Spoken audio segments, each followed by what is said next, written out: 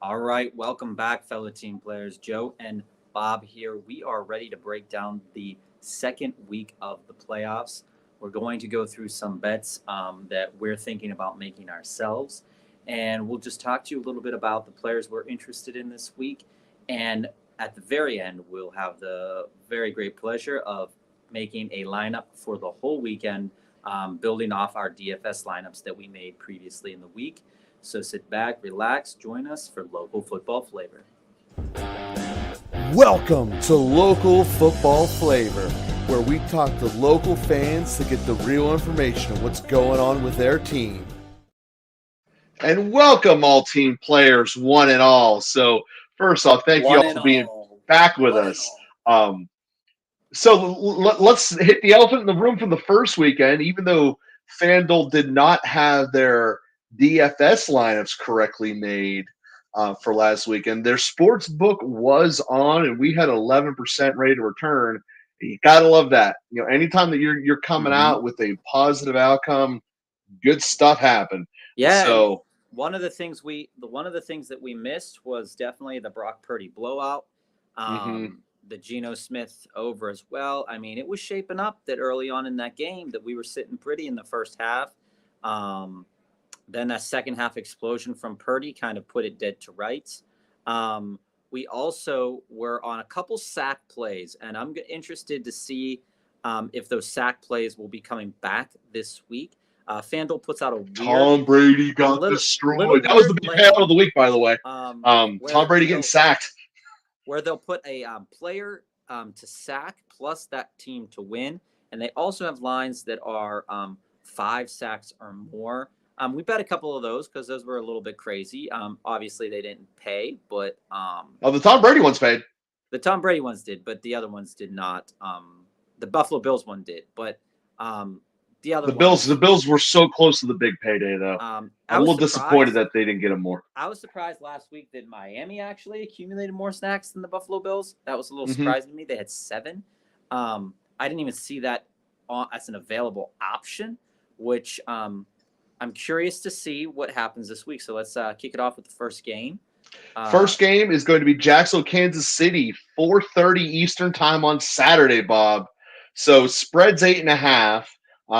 We didn't do a whole lot of traditional bets last week. We did throw in a couple of over-unders. And the reason I don't do traditional bets is you take Kansas City on the money line right now, and they're negative 480, as you can see. I mean, you'll put down $480 to win 100. Or if you do believe Kansas City is going to win, and the spread is probably rightish, maybe it's only a 6-point game, maybe it's a 10-point game. And this is the bet I advocate for crazy. You can go down to what's called the 4-way margin. It's the best bet to do in this regards. And you get Kansas City paying you at a plus 140 payout. You just went for the same outcome of Kansas City just wins. Granted, they have to win by 13 or less, but get a positive payout on that.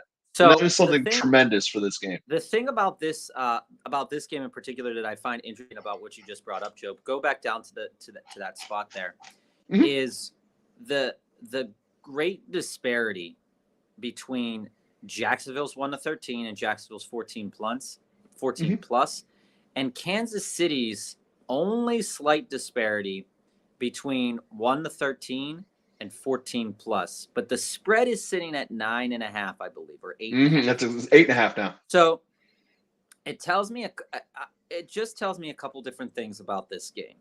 Is that it feels like the books are hedging their bets a little bit in this regard with Kansas City. Yeah, the public money is on Kansas City covering. That's 100% saying that. They don't want to. I mean, they want to lull you into betting the Jags here, so they're giving you some pretty heated odds. Sure. On both the Jags plays, but the play here that is actually really sneaky in my mind. And I know we had our Jags guest, Brandon, come on our show the other day. He will be going live today at 6:30, everybody. One of the things I find interesting here is that Kansas City 14 plus at plus 120.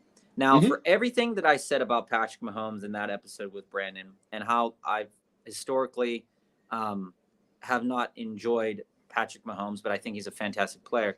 The 14 plus in that game only being plus 120, but the 1-13 being only plus 140, it feels a little shaky to me.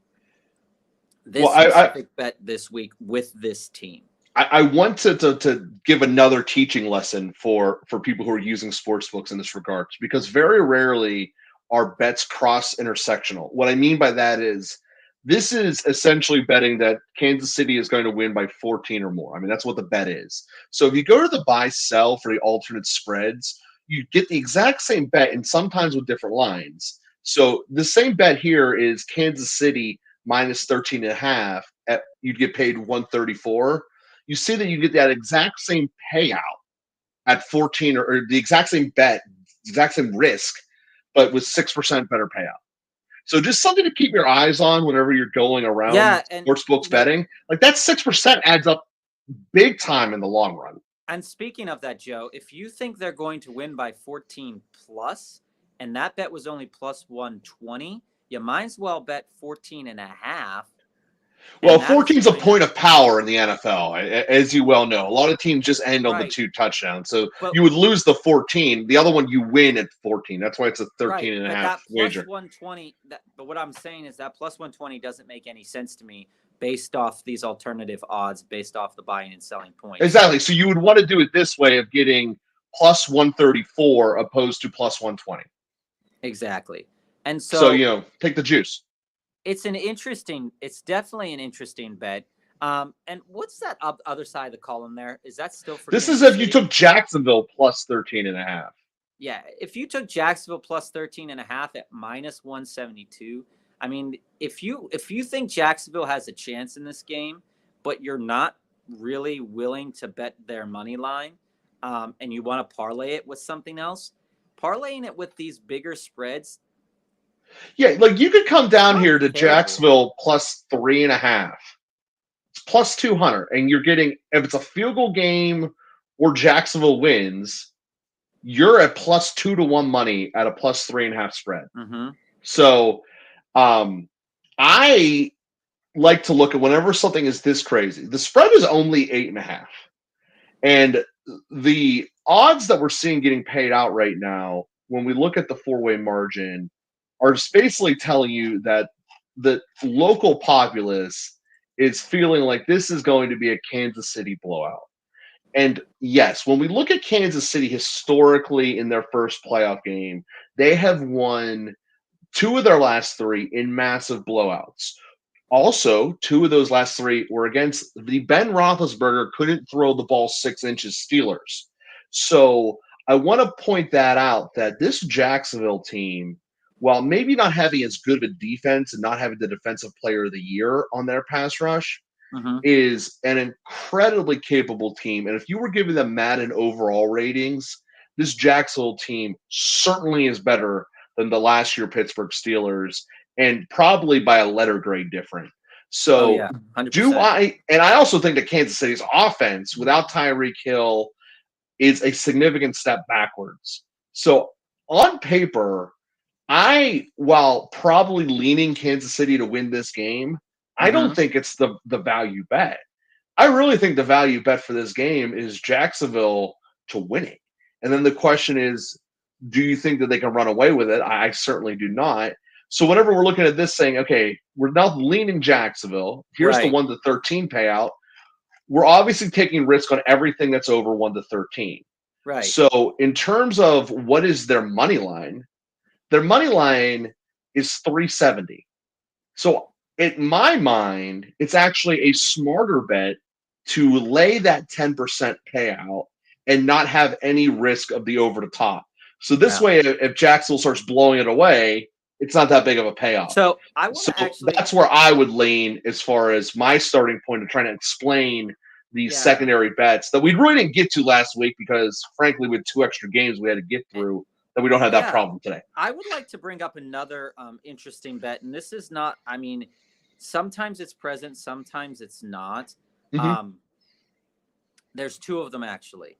The first one I want to bring to everybody's attention is the both teams to score +1 touchdowns in each half, and both teams to score 2+ touchdowns in each half. This bet is a simple, if you're betting 100, you're winning 92 if you bet the yes, right? Is that not a game know, special, or is that on the opening page? No, I'm sorry. It's on scoring. My bad. And the reason I bring it to your attention is because it is an interesting. If you think it's going to happen, and you like it, it's definitely an interesting play because you played it for the Georgia TCU game. You did Georgia. It was a game special, I think it was. It was. That was 6 touchdowns or 8 touchdowns each half. That was crazy. But totally possible in this game that bet gets paid out. Almost. Yeah, you look at when you're talking about both teams to score in each half. You could see the stark difference of once we go from 1 to 2. So let's reality break down how the NFL works. Typically, in a game where teams are moving the ball, you get 4 drives per half. So what you're essentially saying is on half the drives they score a touchdown. Yeah. And when we look at the game that just happened with the Chargers and the Chargers and Kansas City here, neither one of these bets paid off. Because in the first half, they each scored a touchdown, true. Second half, Kansas City didn't score a touchdown. Or correction, San Diego didn't score a touchdown. So these things are very enticing bets for sportsbooks. And don't get me wrong, I'm on one of these bets here later on in the show. I will be on the 2 touchdowns in each half bet.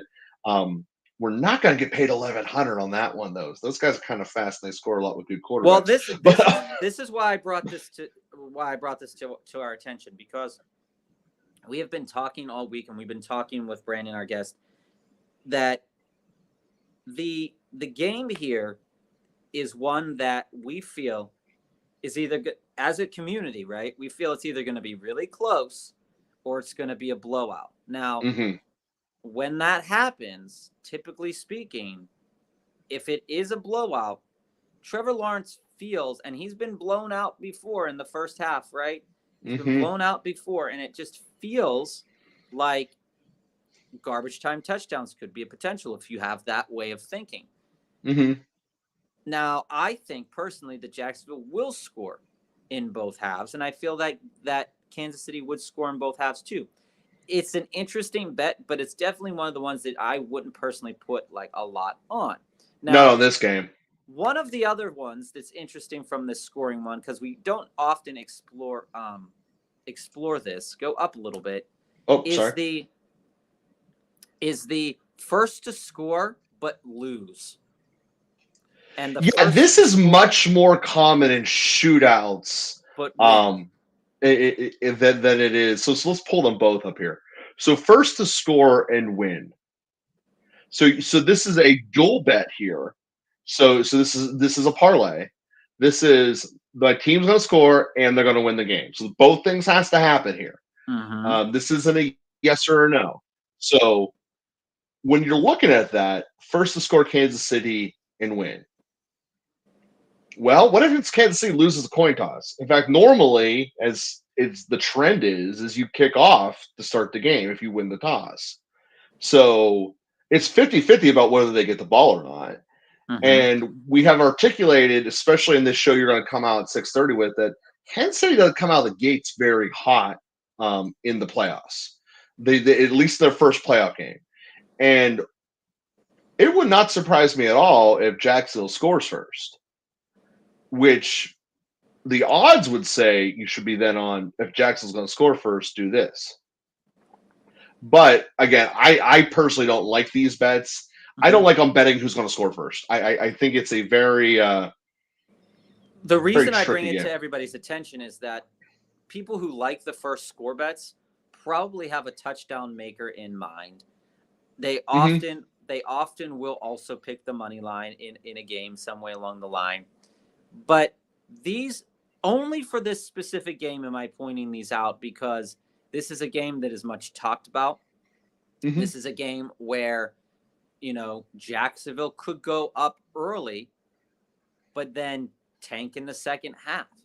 And that is what a lot of people are probably thinking could happen in this game is they come out hot and then go back down in the second half. It could be a blowout. It could be all of these things could happen. And I just find these scoring bets, like you articulated, though, I find these scoring bets really interesting, but really hard to peg because there's a lot of stuff going on here that isn't necessarily going on when you're picking individual players' yardage or things like that. So yeah, because you're basically also having a coin toss bet during it, and it's just very hard to foresee that. If you're going to do a bet for who scores next, I recommend getting into the flow of the game and doing it as a live bet for the next upcoming draw. Who's going to score next. But again, anytime anyone's ever doing a live bet, do it during a commercial break. The reason being is that regardless of how you're watching this TV, basic cable, streaming it, or whatever, there's always a lag. And if you're streaming it, the lag can be up to 45 seconds. So in the NFL, that's 2 plays. Do you really want to make a bet 2 plays behind the information? That's why whenever you put a live bet in, they wait a couple seconds for checking the odds. You're at such a disadvantage if you do it anytime other than a commercial break. As soon as the commercial break happens, this is what I'm feeling. I'm not telling this to talk you out of it. I'm telling you that's when you should do it because A, the odds will be stable, your bet will actually go through, and you know that you'll be in a better spot for it. So I just recommend that to everyone. It doesn't matter whether the commercial breaks an injury, timeout, a timeout on the field, or whatever. Just anytime there's a stoppage in play, that's going to be at least 45 seconds. So commercials being the answer there. So all right, Bob. So my analysis for this game to now that we've kind of explained some bets to dive into where my money's being on the Jacksonville Jaguars, Kansas City Chiefs. I need to upfront say this is the game that I think is going to be our upset of the weekend.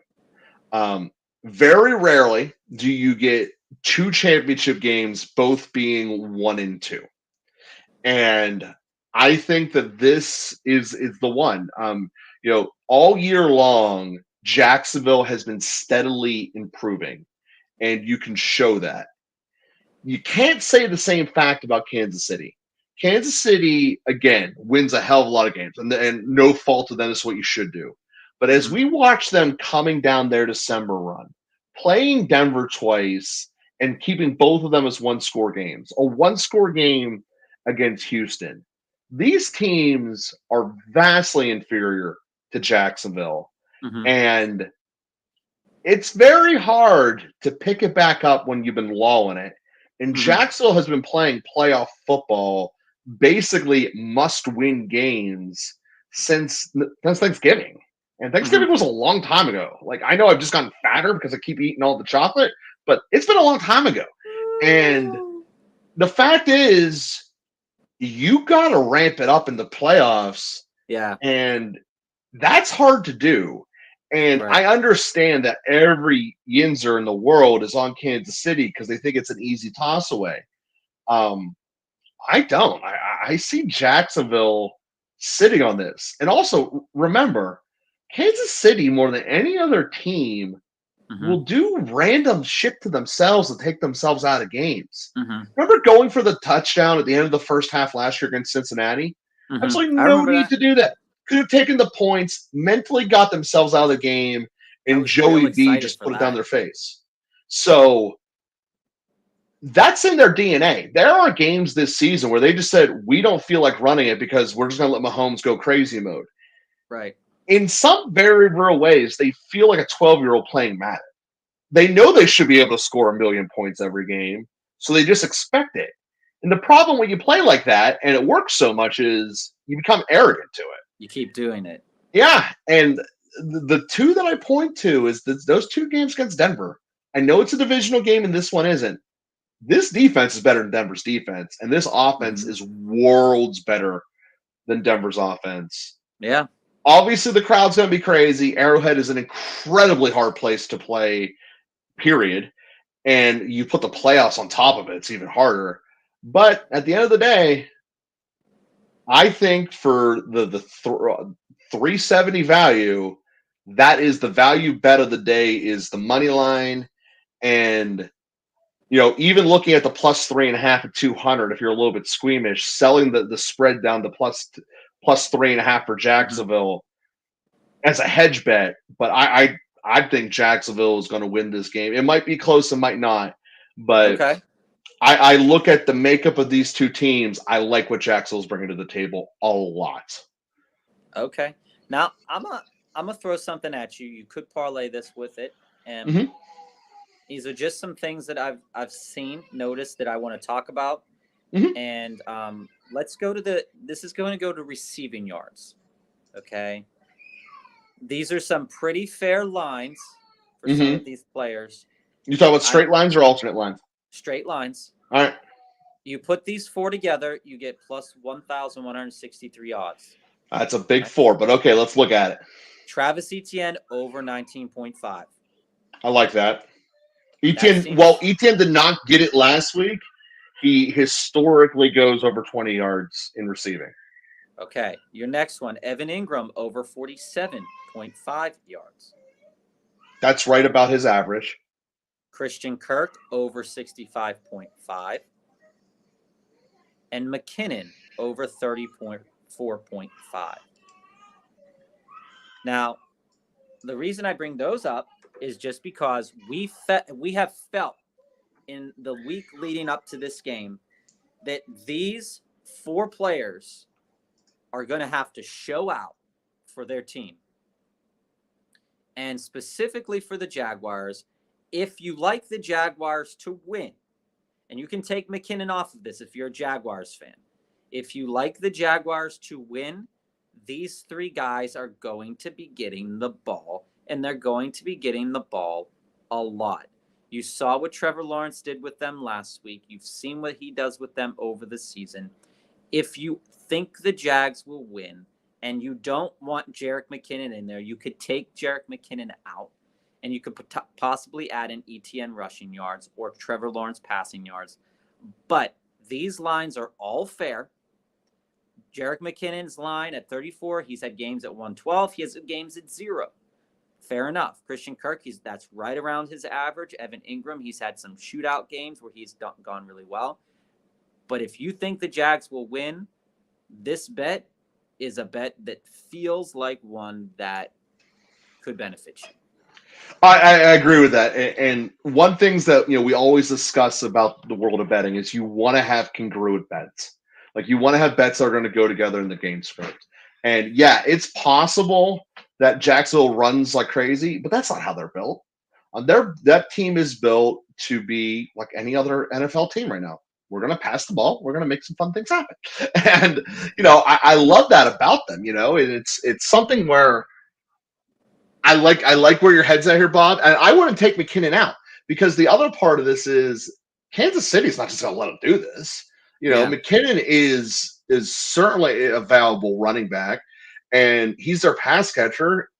That could be something where just like the ETN one play, you're done. Boom. We're already hit a win on the money.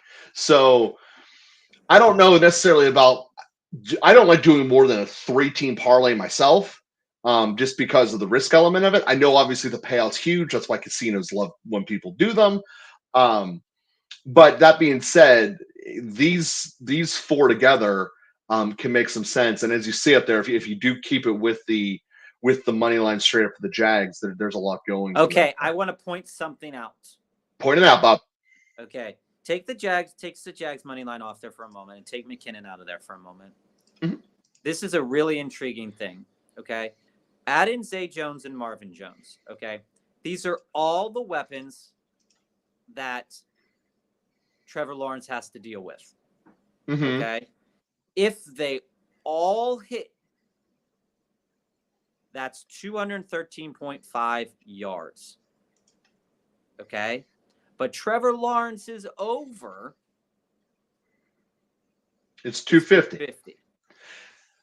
So essentially, what that is that's the sports book acknowledging two things. A, not all of these lines are going to be exactly perfect. Mm-hmm. B, there is more people from the past than that. And really, it does show you an overwhelming preponderance that there's going to be more overs than not. It also shows you the much bigger issue of most people do not dive into the individual receiving numbers. They look at the quarterbacks and the touchdowns. So there is value diving into these receiving numbers. And you just point out the value. The value is 38 yards. 38 yards is a lot. I mean, that's 2 drives in some teams' cases. Mm-hmm. That's a lot. Yeah, it's intriguing to me because if you think that they're going to win the game, I mean, they're going to have. I mean, Trevor Lawrence, in the game last week where they came back, threw for how many friggin' yards? 268. Mm-hmm. Okay, against Houston, where he wasn't really asked to do much, he threw for 152. But he has had games. He's had a couple stinkers in there, right? Like a lot of stinkers. The last time they played Kansas City, he threw for 259 yards. Mm-hmm. So, and that was a different team. That team was nowhere near as good as the one that's going to be coming out today. Yeah, different team. And you look at the receiving stats from that game, because basically what we're saying is the Chiefs have not evolved. So I would argue the Chiefs have digressed. Looking at these, you have Christian Kirk went off for 105. Marvin Jones had 33 on 1 catch. Mm-hmm. You had Zay Jones go off for 68, which he's sitting at 53. You had Ingram only had 14 that game, and ETN had 28. And then you have Jamal Agnew. And you also have to point out at that point in the year, Ingram was not part of their offense. He was still working his way in. That's one of the things with Evan Ingram, and I don't understand why. He takes a while to get going in a season. Mm-hmm. There's just some players that have that. I just, in general, don't understand it. Like, it's not like you just wake up in the middle of November being like, whoa, that dude's a freak. Like, he's been that way the whole time. Like, yeah, what took so long, you know?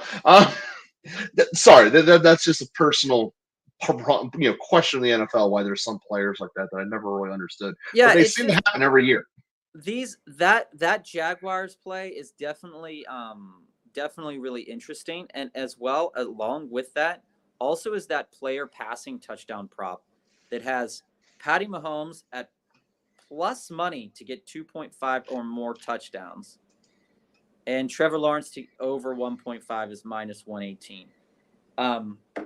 I love that Mahomes at the over, because even with me believing Jacksonville's going to win, I don't think this is going to be a low-scoring game.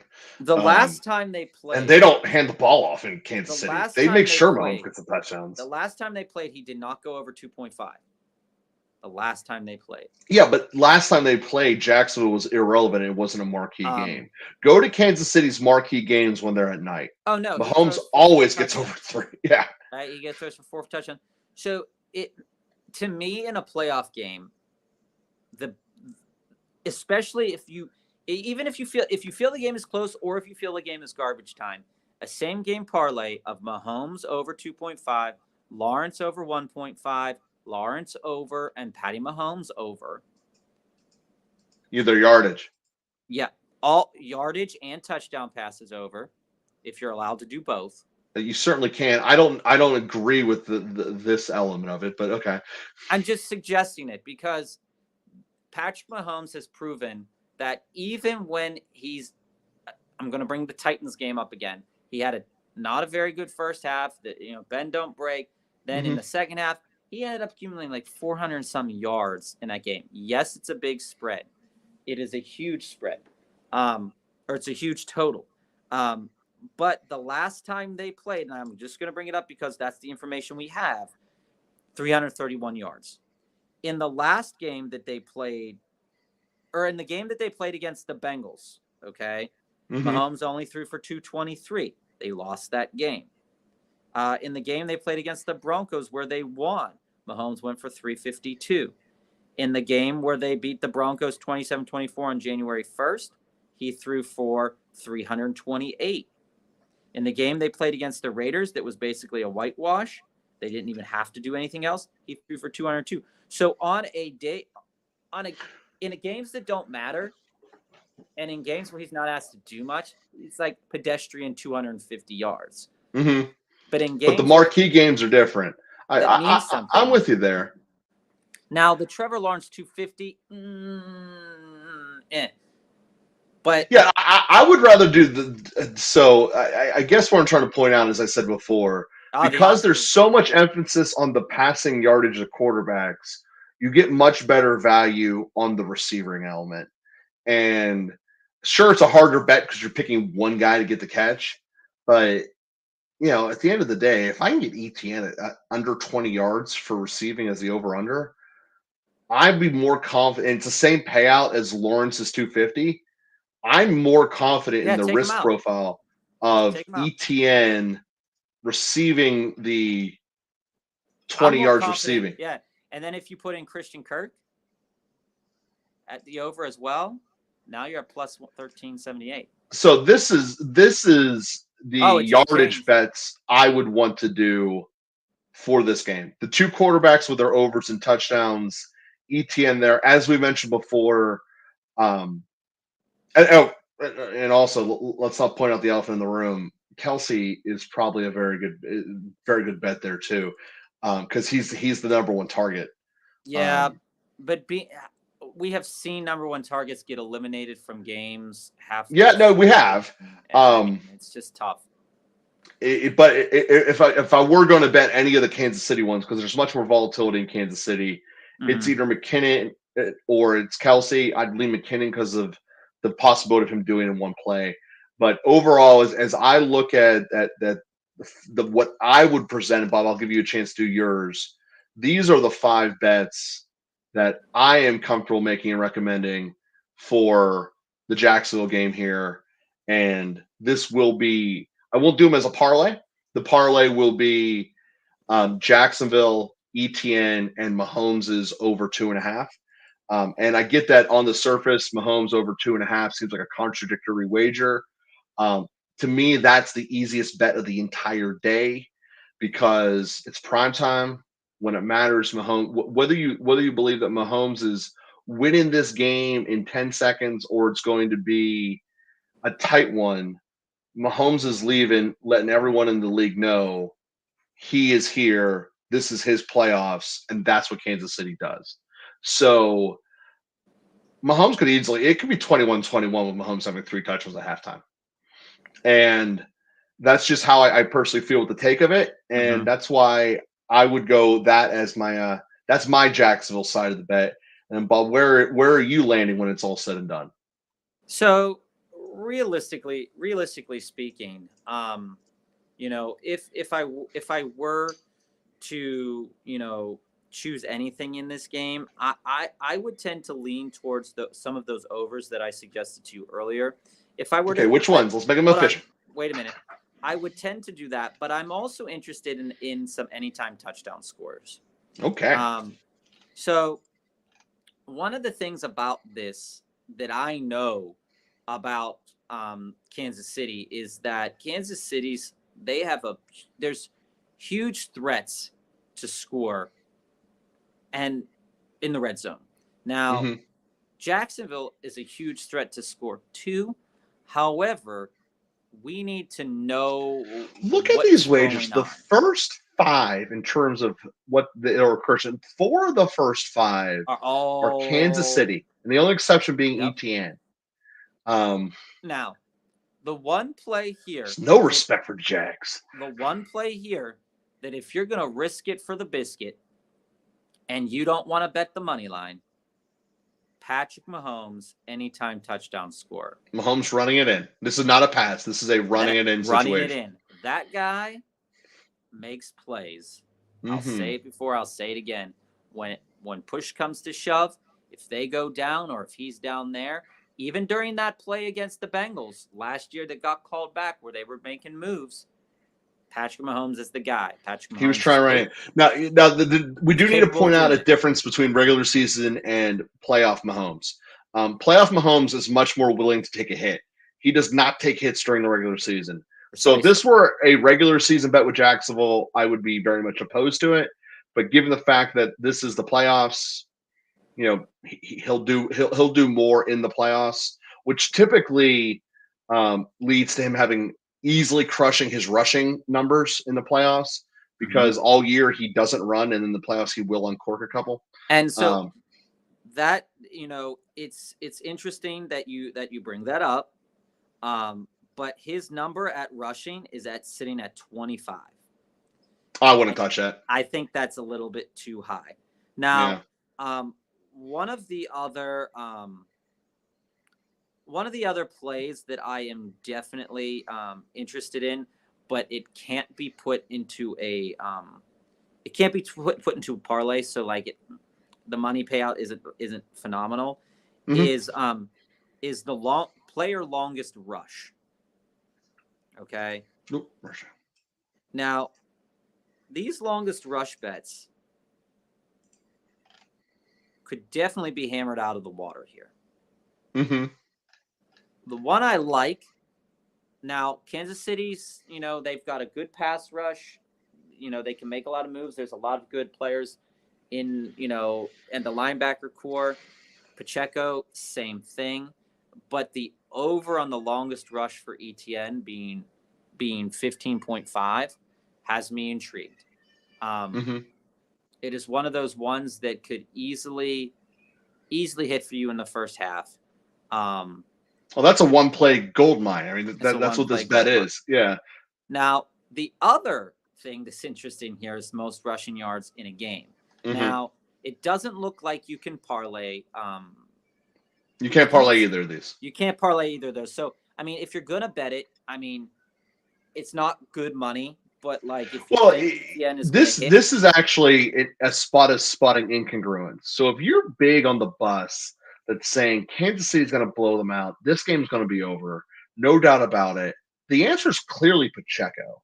And the reason it is because ETN's not going to get rushing yards. He's going to get receiving yards. When you see a negative 130, that is normally like Derrick Henry territory. They're going to win the game, and he's going to kill the clock.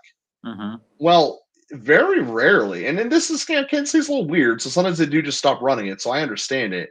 But at 220, and if you believe Kansas City is running away with this game, that Pacheco for most rushing yards in the game is enticing. Well, I believe it's one of the worst lines in the sports book we've seen today. Here's what you were talking about of incongruent. Go up to the player rushing yards, because this is where I'm going to add them in here. Seeing that ETN was at 135 as being the most rushing yards, but having minus 114 to be 69.5, but Pacheco's line is sitting at 50, and it's this, and you're getting the same odds. So it just screams to me, like you were saying, that the ball is going to go into Pacheco's hands. It's going to get into McKinnon's hands, but McKinnon doesn't typically run the ball. When he does run the ball, it's in the end zone. But that doesn't matter for yardage. One of the things that I would like to put into this lay, Pacheco over 50. Okay. So with just those two there, we're sitting at plus 570. And I think that is good. Which is really the sweet spot for parlays. Somewhere between plus 350 and 600. Yeah. All right. That's the bet I'm interested in this game that I think has the best chance to happen in the first half. Well, there we go. So that being said, we want to certainly, since we started off with telling people the kind of bets we are, we're going to go a little bit faster through the remaining three games, kind of diving into it. But between those wagers we put out there, I'm very happy with the Kansas City outcomes that we discussed. So let's dive over to game number 2. Game number 2, the Philadelphia Eagles hosting the division rival of the G-Men. 7.5-point spread.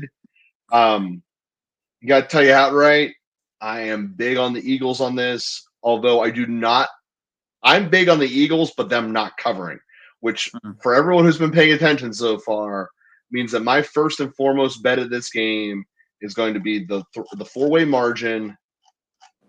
Eagles win 1-13 plus 140. And we noticed the difference here. It's only 1 point in the spread between the Kansas City game and the Eagles game. Kansas City 7.5, or Kansas City was 8.5. Philly is 7.5. Mm-hmm. Even wagers for payouts in terms of 13 or less or 14 or more. Mm-hmm. And you saw dramatically less payout for Kansas City's 14 or more. So what that's telling me is there's a lot more respect baked into the lines for the Giants, but this is not the appropriate ratio. It should be somewhere about 140 and about 210 at a normal 7.5 point spread. So there still is a lot of money coming into the Eagles covering, Eagles blowing out the Giants. The Giant disrespect train, while less than it had been, is still present here in the lines. That being said, you got to bet for the outcome that's going to happen. I got to ask you this, Joe. Who do you think, what do you think if you were to guess between your 1 to 13 band, right, your four-way, who do you think is going to, what do you think that difference will be if it's not the spread of, you think the Giants will cover the spread of 7.5? Yeah. Yeah. I see it under a touch. I see it being a one-score game when it's all said and done. So probably something in the ballpark of the Eagles have the game pretty comfortably in control most of the game. Mm-hmm. And then we're talking, a late touchdown brings it into 4, maybe 3. Mm-hmm. I think most of this game is going to be roughly a 10-point game as we're going through it. I don't see the Eagles just completely running away with it. I see the Eagles. I see them basically just running it out, to be honest with you, because they can. And when I look at the Giants, the way the Giants ultimately beat Minnesota was Minnesota became one-dimensional. Mm-hmm. Minnesota basically didn't have any success out of their running game. And Philadelphia ain't going to let that happen. Yeah. Yeah. So as a result of that, when I see a team that's going to be running the ball more, having what I believe to be the lead and running it, that tends to bring total overall scores down. Mm-hmm. And the other result of it is that because total scores come down, the winning margins come down with that as well. Mm-hmm. And that's I really do think it's going to be a one-score game, but not because it's a back and forth thing. I think it's going to be a one-score game just because that's what happens when you're just running the ball into oblivion. Truth. Can't fight that. You really can't. When I'm right. So with that being said, the other bet I like in this game is both teams to 20. I like it a whole lot more in that Cincinnati game, but I think that's a sneaky one for this one. Positive money. Mm-hmm. 20 is not a huge threshold. Mm-hmm. It's kind of right in line with everything it's at. 20. I wouldn't go above 20. Mm-hmm. In fact, you actually see the payouts, so that's when they start getting crazy at 25. But I wouldn't be surprised if this does end up being like 20-20. So just putting that out there, that's essentially what the line says it should be anyway. When you look at the over/under and the spreads, so just a thing to look at there. That's legit. Yeah. 28-20, maybe 23-20, or 23-28, something like that. Okay. I feel you. You really got those missed extra points in this game. Whatever you're doing, the bets to 20 and stuff like that. Extra I points. wonder if in the Dallas game if there will be a bet with how many extra points will be missed. The world may never know because I don't think they're going to score enough to really count. I did love that in the fourth quarter. We'll get to the Cowboys game in a minute. But Bob, so the other things that you were liking when you were going through the lines here of the Eagles game. This is a +4. This is a +543. It's a 3-legger. Hit me up. Based off the legs of our boys. You got a Jalen Hurts anytime touchdown. You have it's right there. -120. You have a Jalen Hurts over 51.5 rushing yards.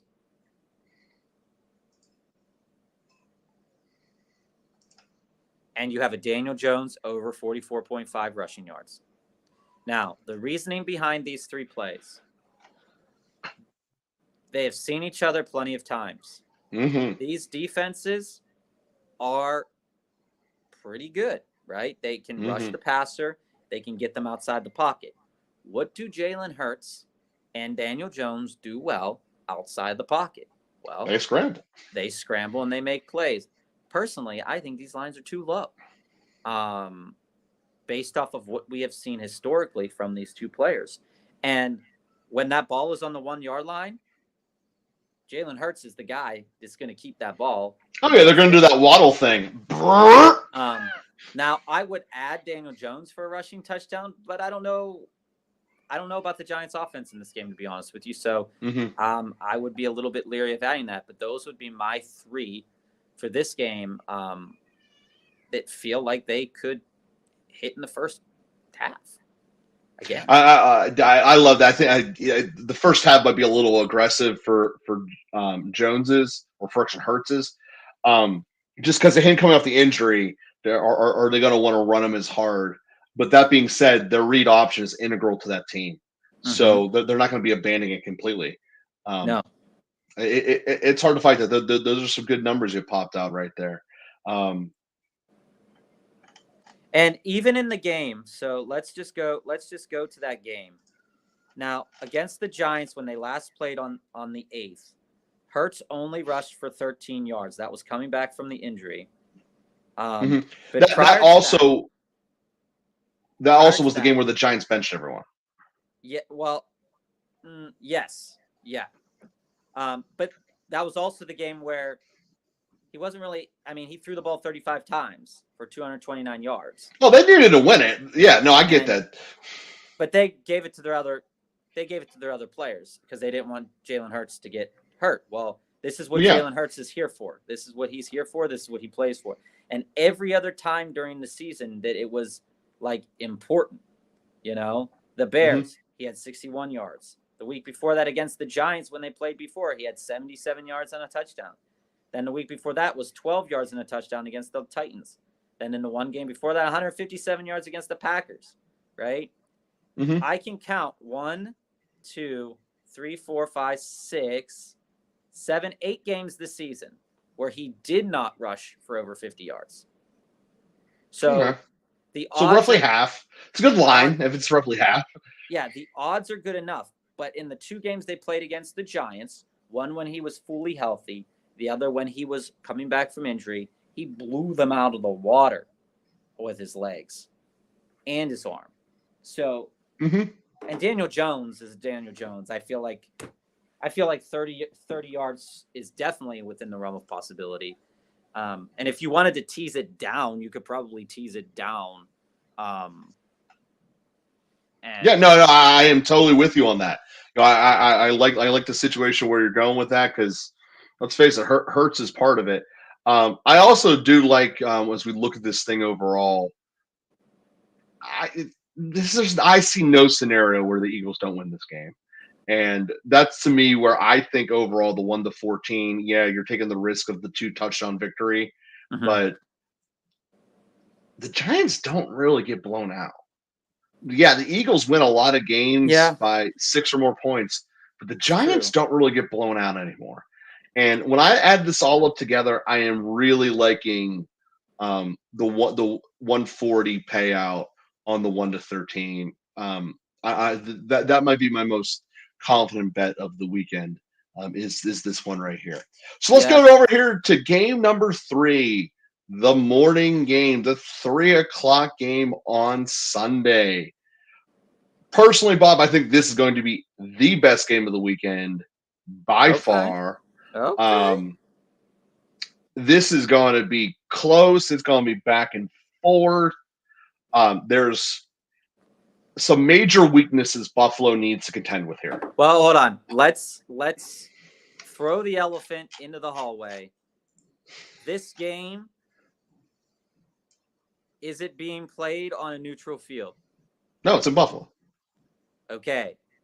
That drives me bananas that they have decided. You're telling me they decided to play this game that was originally in Cincinnati. Now it's had Cincinnati won that game, this game would be in Cincinnati. That is true. But at the other hand, you can't make every game in the playoffs neutral site. So in the regards of what you're yelling at here, the NFL should have made a choice. Either we're doing neutral site for both of these games, or we're doing it for neither of them. There's no way around it. Cincinnati got screwed. End of story. Moving on. That's the reality we're living in. And they're going to come out heated because Cincinnati is the biggest team to have chips on their shoulders. And the two plays, dude, Joe Burrow's like a chip factory. The two plays here that are going to be producing Fritos and Lays over and over and over again is going to be Jamar Chase's over and Joe Burrow's passing over. His receiving over, yeah, obviously his receiving over. He doesn't do a duel. So Chase over 84 and Burrow over 277. A little play, little birdie tells us Buffalo may win that game. However, but if Buffalo wins that game, that becomes more likely. They throw themselves back into it. Joey B is going to be there. Now, also the play that I'm interested in. Can you go to the rushing yards for a minute? Mm-hmm. Now, in a game that's going to be pass happy, rushing, you're like, hey, does that make sense? Can you go to the alternate lines for Joe Mixon? All right. So, Whoa. 80 yards at nearly plus 400. If you think Cincinnati is going to win this game, that's a real possibility. Now, Joe Mixon has had a difficult time since his 5-touchdown game. Yeah. Moving the rock. Mm-hmm. Example, in the last since that game where he got 4 touchdowns, his next games from November 20th onward were 20 yards, 96, 21, 65, 12, because that was the game that was canceled, 27, 39. And in every one of those games, he had other than the Buffalo and Steeler game, he had a minimum of 11 rushing attempts. Mm-hmm. So I am interested on the Joe Mixon 40 plus at 198 to include in this to up the odds a little bit more because I do think that he gets the ball. Yes, this is a lot for just 316. But if you think the Bengals are going to win this game these three players, if you think the Bengals are going to win, you should up that to at least 60. And the reason is that if I were Cincinnati entering this game, I would want to try to temper the Buffalo offense as much as possible. Mm-hmm. They're a buzzsaw, and that's really kind of what Miami did. They controlled the ball and just kind of hung around. Mm-hmm. And yes, they can hit Chase instantly, and there's no doubt about that. Mm-hmm. But when they really work Mixon in, you can make an argument that this is the best offensive football. But when they don't, they get into troubles. And the thing is other teams have kind of realized that.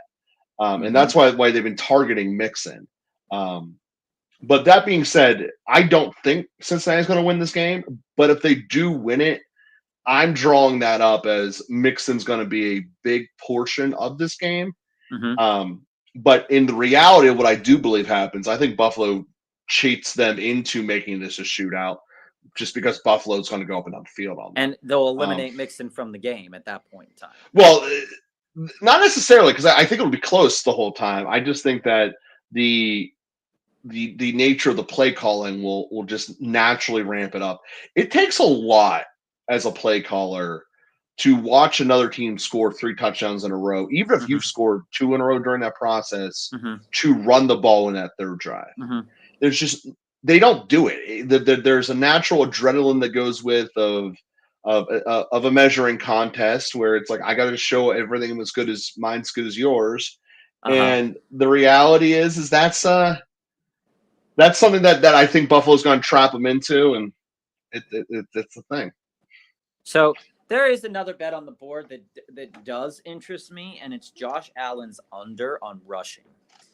His rushing total is set at 47.5. And it seems a little absurd to me that Joe Mixon's, who's the primary ball carrier for the team, is sitting at, 48. Just 1 yard more, yeah. Just 1 yard more. And that Devin Singletary and James Cook, the primary ball carriers technically for the Bills, are sitting much lower than Josh Allen. Now, Josh Allen has had games where, 6 rushes, 70 yards. But I don't know. Cincinnati can pressure. Cincinnati can do a lot of stuff. Mm-hmm. It just doesn't feel like, for the same reason that I feel like Patrick Mahomes will score a rushing touchdown, and I just don't see Allen going over that total. Well, if it does, it'll be for this reason on the field, is that you start playing man-to-man coverage against Dig and Gabe, they're going to keep running routes deeper and deeper down the field, and Allen has no fear getting hit by a linebacker to get 10 yards. That's true. And that's how it happens. So where we really start looking at is Cincinnati's pass rush isn't that overwhelming. It's decent. I mean, I'm not trying to diminish it and say it's substandard, but it's not overwhelming either. And they're not going to be forcing him wildly into sack factory. In fact, most of Josh Allen's sacks that he will take this game will probably be cover sacks from trying to push the ball downfield. But at the end of the day, the more they push it downfield, the more underneath yardage he can take with his legs. Because unlike most quarterbacks in this league, Josh Allen doesn't check the ball down a whole hell of a lot. He likes going over the top and he likes pushing it, just like Rodgers used to when he was good. Yeah. And just like Rodgers, there's going to be 10 yards here and there that I'm just going to run and take. The big difference between him and Rodgers is he's going to fall forward and get the extra 3 because he's leading with his shoulder instead of sliding. Yeah. But But 50 is a huge number, and don't get me wrong, and I totally understand why you take the under on it. But if I were to just go with what play I would say I'm fairly confident, it would be the Jamar Chase Joe Burrow. And putting that up at plus 350 odds. Mm-hmm. Plus 168. It's not terrible. That's a good solid bet of the day. And as I said, mine for this one is that I really like the 1 to 13. I think this is going to be a very close game back and forth. And there is one thing I want to point out just for anyone who's looking at these games, especially like the San Francisco one or the Kansas City one, when you're on a big blowout, take a look-see at the sack and win. It's obviously a parlay, but if there's someone you're just feeling, it becomes a really good bet. You catch that initial sack on the first drive like I did with the Niners last week with Armstead, sitting there knowing that, hey, I'm getting plus 350 for the Niners to win a game when they were -4 something on the money line. Yeah. It's a great feeling. So, obviously you got to call the sack artist, but it's something to look for in these games just to keep your eye out on them. But let's go to that finale here, Bob. So America's team is going west. Obviously, the place where we have to start is the game specials because of what you just said. Mm-hmm. It just feels like, look. Well, here's a perfect example. Bosa, their sack leader, goes and gets one. You just turned the game from a negative money line bet to a positive 125. Do you think there's a way San Francisco wins and Nick Bosa does not get a sack? Like, that's a completely congruent bet, and boom. All right, well, let's start with some money. Yeah, and going down even further, you have those weird specials. And if you're on the Cowboys, the Micah Parsons in Cowboys is crazy. But there's no way the Cowboys win without Micah Parsons getting a sack. So I just – 2 big dogs, 2 real easy ways to kind of cut the corner and get some good money line juice. So the other ones here that are kind of calling out, Dallas Cowboys plus 5 sacks, and or you've got San Francisco, who's probably listed at plus 5 sacks. Right there against the Cowboys, right? Both of those. Now, I haven't looked at the offensive line stats or anything like that for these teams. But what we do know is that those defenses can get to the quarterback. Mm-hmm. And, with Purdy being the rookie, he seems calm, cool, collected, and Dak being Dak, it feels like sacks are in both of these teams' futures. I agree with that. And when you go into a mindset of a game like that, you immediately got to start thinking unders in terms of everything. Because if the defense is causing sacks, they're causing punts. Mm-hmm. Punts don't mean points. And Mm-hmm. that's just something to translate there whenever you're thinking that. Personally, I'm more inclined to the Niners getting the 5 sacks, even though the juice is a tier higher. Mm-hmm. The whole reason is because of game script. I believe the Niners are going to be in pretty thorough control of this affair. And let's face it, Cowboys can't run the ball when they need to. So that means we're going to have a lot of Dak throwing the ball. And, you're throwing the ball and you're from behind. You tend to push it downfield more, leads for more sack opportunities. Mm-hmm. And I'm more wary of the Cowboys getting the sacks because when push comes to sub, the Niners have a very efficient first down running game and tends to take them out of the obvious sacking situations. If you are a person who likes these, I love these bets. A sprinkle is nice. So just to clarify that point here, I'm going to click on both just so you can see them here. The Niners are a negative 205. Do you see a scenario where they don't get Bosa? So you just literally tripled your odds with a Bosa sack there. Is that a great now? Do you think that Bosa is a plus 300 to get a single sack in this game? No, I don't think it would nearly you could be look that. At it. You could look at his defensive. You could look at the defensive things to see. There's a spot to look at that. Let's the defensive props. Yeah, sorry. So let's just go to it. Bosa to get a sack. That odd structure doesn't add up. Just period. Negative 110, negative 125 and negative 200 on the money line does not equal 125 on a parlay. That math does not add up. They're paying out Bosa at a much greater rate than they are here. And same deal with Parsons. So to throw that out there, I wish these were same game parlayable, the defensive ones, but just to put out there. It's a bummer that they're not. It is. Nonetheless, kicker procs for a minute. I want to see if they have missed extra points. No, they don't even have them listed because he probably cut.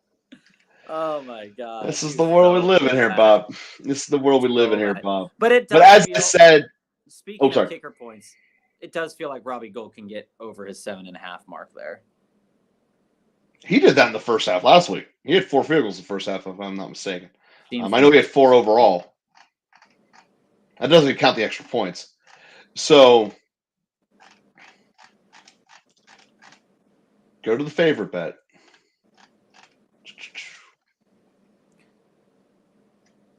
Oh, it's not listed. Why is it not listed yet here, Bob? It is. This says winning margin. No, it's 4-way margin. It's not winning margin. Go down. Go to the bands. Go to the 10 bands just so we can see. So a 10-point band is just a tighter window.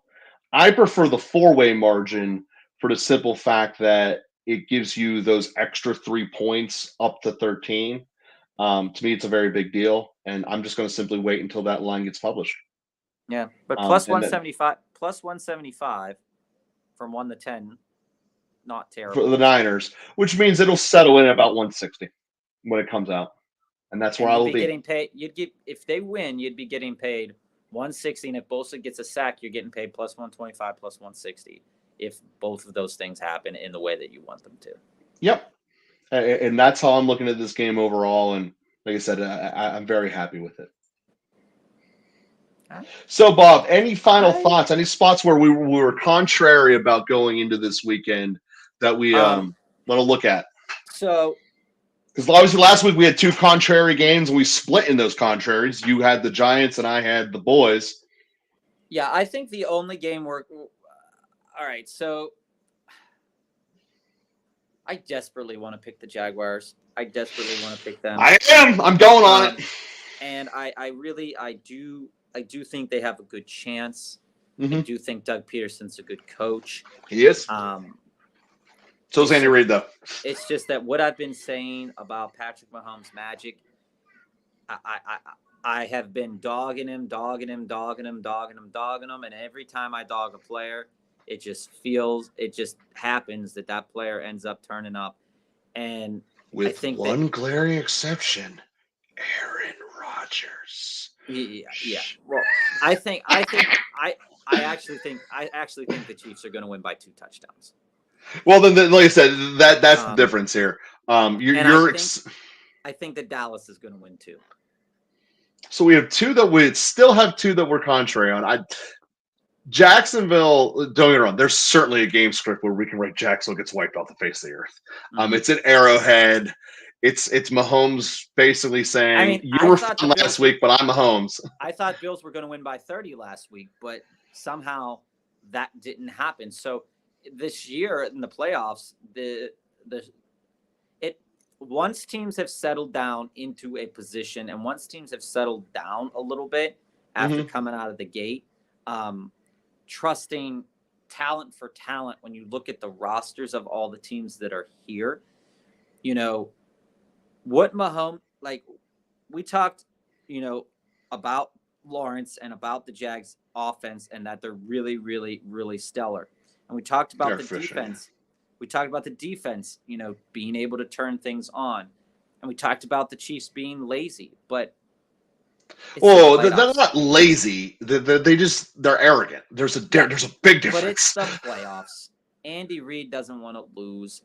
Doug Peterson doesn't want to lose. So these are 2 playoff coaches, 2 Super Bowl winning coaches coming out, battling and duking it out. And so you've got to ask yourself, what players am I looking at? And I personally, Mahomes and Kelsey stick out to me a little bit more than, say, Christian Kirk and Trevor Lawrence. Not saying that's fair. Chance. And offensively, it's hard to say that Kansas City doesn't have at least 2 of the 3 best players offensively on the field. Mm-hmm. But if you look at defensively, Kansas City has at best, I don't know, 3 of the top 10 defensive players on the field.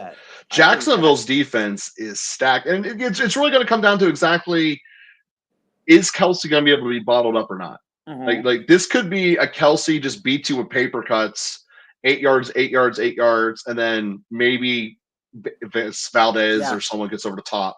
And then the reason why I think Dallas is going to win that game, you've got another group of coaches who, even though you might not like McCarthy, they know what they're doing. He's a Super Bowl winning coach. My problem with the Cowboys is this, and I know I've articulated this before. Whenever you come off an emotionally sustaining win, an emotionally gratifying win, which to a degree, I'm going to say why this doesn't apply to Jacksonville, you just come out flat the next week. And San Francisco also gets an extra 3 days of preparation because San Francisco played on Saturday at home. Cowboys were in Tampa on Monday and an extra travel day in between. 3 extra days matters a lot when we're only talking about 6 days of preparation. Mm-hmm. So I already believe that Shanahan is a better schematics coach than McCarthy, and I'm giving him the advantage of extra time. That adds up. Cowboys winning their first playoff game since the 90s is a big emotional weight. And I get it. The bet I'm most worried about is the Niners only winning by 13. I get where you're coming from, and like I said last week about Tampa Bay and the the storyline, it would be nice if XYZ happened. It would be nice if this happened. The NFL is looking for this. These are all things we talk about because that they're interesting to talk about. But when it comes to these travel days, and travel days are really important, and preparation is really important. But I would more lean that these preparation days would be more advantageous to an older team or a group of players that are coming off being banged up and not being fully healthy. But the Niners as a unit, their defense is on the older side, especially like in some of the defensive positions. Mm-hmm. But the offense, for the most part, is fairly young and efficient and really, really good. Yeah, but the Cowboys is older. Zeke needs all the seconds of rest he can get. It's true. It's true. But you're also, when you're flying and moving and doing, you're resting too. Yeah, I understand that. Restful rest, but you are. And I'm just saying that the Cowboy. I'm not right. You are writing off the Cowboys in 100%. And I also believe it's very more likely that Dak becomes the Dak of December than he does the Dak of Tampa Bay. And like I said, that's why I am worried about them only winning by 13. I see Dak throwing late interceptions and in the whole offseason being like, oh yeah, I mean, we live with Dak. He could chew it up and Dak it up and do the things that we know. That being said, I want to make no mistakes about this. I would way rather have Dak Prescott than Tua. Yeah, I want to make that very clear. And the fact that we know what Purdy is providing to this team and what he has been doing really, really well, and is not making mistakes. I mean, that's his number one thing. He's not making mistakes, but he's giving, most of his yards are coming, through the air. The playmakers are making. And that's schematics. That's drawing up good plays. Dallas's defense, it sounds like I'm talking myself out of Dallas, but I'm really not. Dallas's defense, we have seen them give up a lot of points, and we have seen them, give up leads and do a lot of stuff in that regard. Jacksonville. It just is something that I by no means am I betting on Dallas, but if I were to pick somebody to win that game, I would say Dallas wins in a squeaker. So if you were going to pick one upset this week, your pick is Dallas. Mine is clearly Jacksonville. The other one, I think both of our number 2 picks, if it would be an upset, is Cincinnati. The Cincinnati game, I think it's going to be a tight back and forth one. But with that one being said, Bob, I'm ready for a great weekend. Everyone, wait weekend. 6:30, hour and a half from now. Watch that interview with us with Jacksonville. It is going to be amazing. You guys are going to love it. Have a great weekend. Watch some football. Make some money, y'all.